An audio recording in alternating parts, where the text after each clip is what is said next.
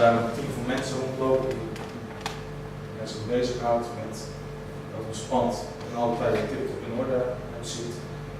Maar die hebben ook op een gegeven moment gemerkt dat er topmensen binnenkwamen op kantoor, wat op zich niet erg is, en een plek claimden. Terwijl dit is mijn werkplek. Terwijl het flexibele werkplekken waren. Waar ook inderdaad mensen die daar 's ochtends binnenkwamen, jas opgingen, tas neerleggen, laptop open deden en de hele dag weg waren. In vergaderingen of wat dan ook. Wat we uiteindelijk toen hebben geïntroduceerd, maar ik moet vertellen, dus een paar keer is daarover gecommuniceerd van, goh jongens en meisjes, hou er alsjeblieft rekening mee. We hebben een nieuw werk geïntroduceerd, dus alle werkplekken zijn flexibele werkplekken. We hebben ook verschillende type werkplekken. We hebben inderdaad cubicles waar je even kunt afzonderen. We hebben ook inderdaad hele grote tafels waar ze met 6 of 10 achter kunt zitten. Maar we hebben ook concentratieruimtes. Waar je inderdaad kunt afsluiten, dan heb je geen herrie meer heen. Je kan heel rustig je gesprek voeren, waar je inderdaad concentreren. De concentratieruimtes waren bedoeld dat je terugtrok misschien voor 1 of 2 uurtjes om bepaalde werkzaamheden te kunnen doen. Dan moet je zo'n ruimte verlaten. Ik zei net al, collega's, die claimden zo'n hokje. Dit is mijn hokje, hier zit ik en hier mag niemand zitten. Nou, om toch die werkplek vrij te krijgen, heb ik iets geïntroduceerd als verboden te kamperen. Die borden bevinden zich door heel het pand. Dus mocht ik zo'n ruimte nodig hebben, en ik merk al na 3 uur dat dezelfde persoon nog steeds in de ruimte zit, of hij is heel de tijd weg, dan kan ik zo'n bordje pakken en gewoon op zijn bureau neerleggen en uiteindelijk gewoon rustig die ruimte verlaten. En dan kijken hoe die persoon reageert. Het kan zijn dat hij hem oppakt en gewoon weer wegzet. Ik kan hem aanspreken, van joh, ik heb die ruimte nodig, mag ik er gebruik van maken? Of gaat daar een lampje branden, uiteindelijk dat hij toch zijn spullen oppakt, die ruimte verlaten, zodat hij nog anders daar gebruik van kan maken. Nou, dit zijn bordjes, ik zei het net al, die zou je niet in onze community area zien, dus waar we al onze gasten ontvangen. Wel in 2.6, waar we al onze werkzaamheden verrichten als medewerker.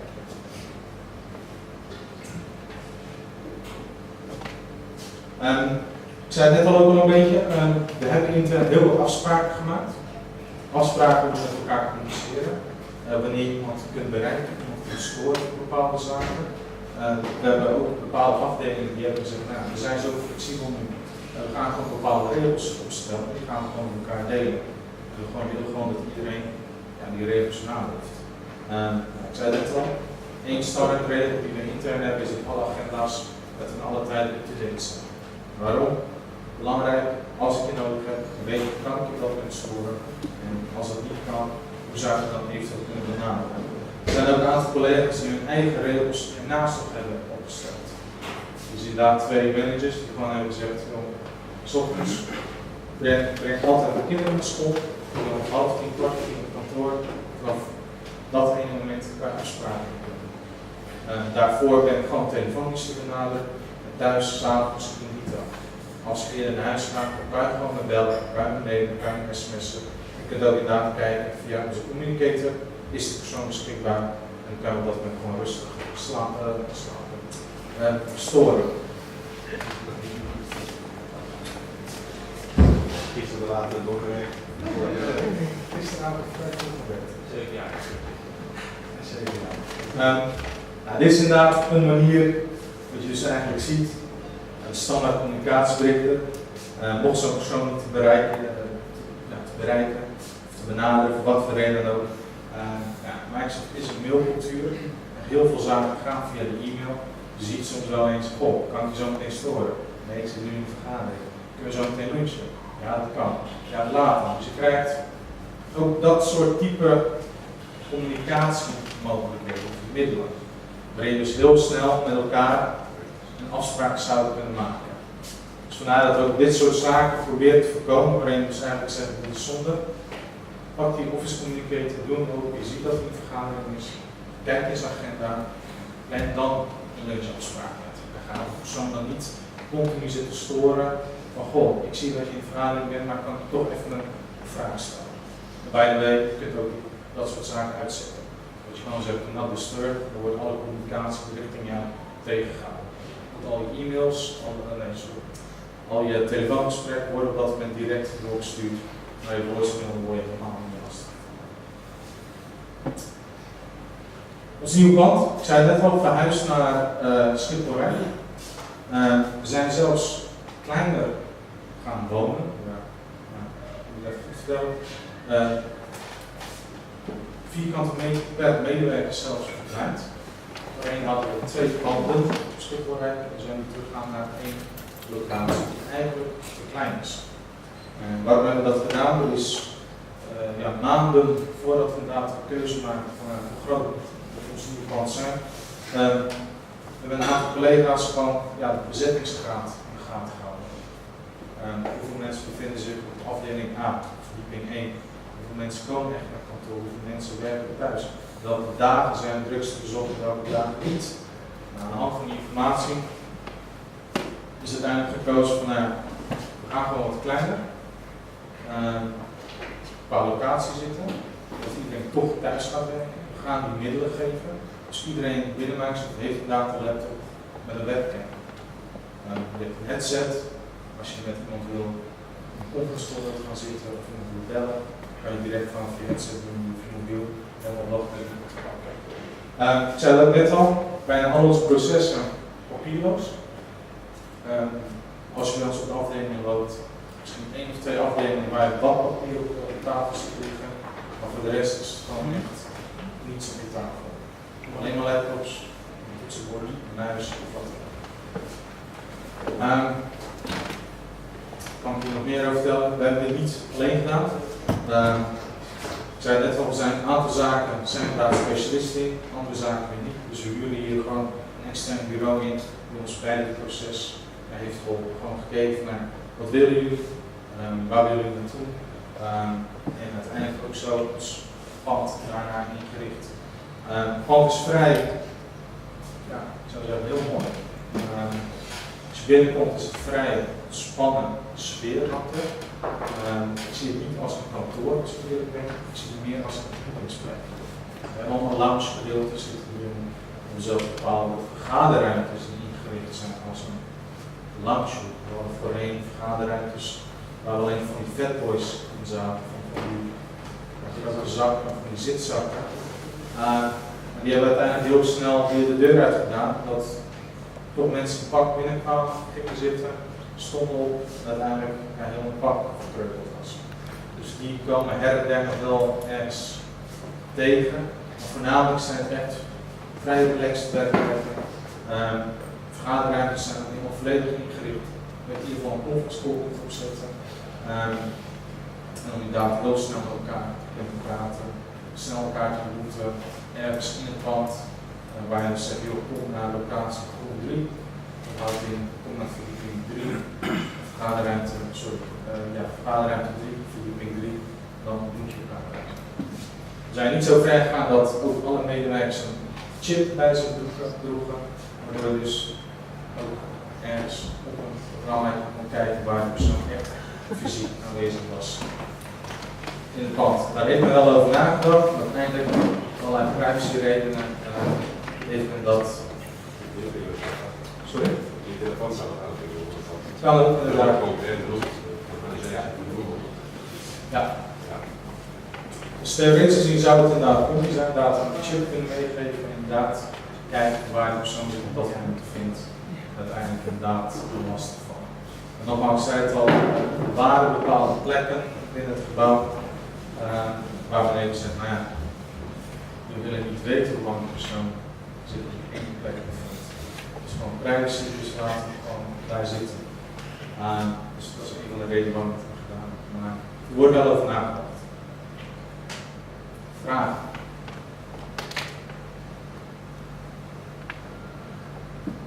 Ja. Ik begreep dat stond ook op jouw lijstje 45% heeft last van sociale kwaliteit, dat zich een beetje eenzaam kan voelen. Wat merken jullie daar weer ondertussen van? Ik weet dat het hoog op de agenda van HR stond om dat op te pakken. Ja. Wat zijn daar de programma's voor om dat tegen te pakken? Ja, daar Onze managers worden daar flink op getraind. Ik zelf, tegen ons is gezegd, joh, probeer in ieder geval niet altijd thuis te werken. Maar als je zegt, joh, ik heb niks in mijn agenda staan, en je ziet in je agenda van je collega's dat die wel op kantoor zijn, kom dan gerust in het kantoor. Dat je in ieder geval wel die sociale contacten hebt. Wat we ook veel proberen is klanten naar ons pand toe te krijgen. In plaats van dat wij naar die klant gaan, komen die een keer bij ons langs. We kunnen het pand gelijk laten zien, het nieuw werken en ook weer die sociale contacten die je dan hebt. Daarnaast, wat ik ook al zei, onze manager heeft gezegd 1 keer in de 2 weken een verplichte kantoordag. Dat we in ieder geval allemaal binnen zijn, elkaar zien, elkaar spreken. En tijdens mijn man-on-man gesprek die ik met de manager heb, wordt inderdaad heel vaak gevraagd van hoe gaat het? Wie zie je het meeste, wie zie je minder? Waarom zie je persoon minder? Ik heb gemerkt dat je de afgelopen 3 weken in het kantoor bent geweest. Hoe komt dat? Dus het wordt wel op gelet. Het kan hier en daar nog verbeterd worden. Dus het zou niet verbazen als we daar, wat ik net zei, een keertje weer allemaal uit het veld worden gehaald en dat we daar wat over gaan brainstormen. We monitoren bij de productiviteit van de mensen, is de vraag. Ik zei het net al, aan het begin van het jaar krijgen we een aantal doelstellingen. Waarin dus wordt gezegd van, wij als financiële willen een bepaalde aandeel, een bepaalde marktsegment hebben. We krijgen ook een commerciële target, zeg maar.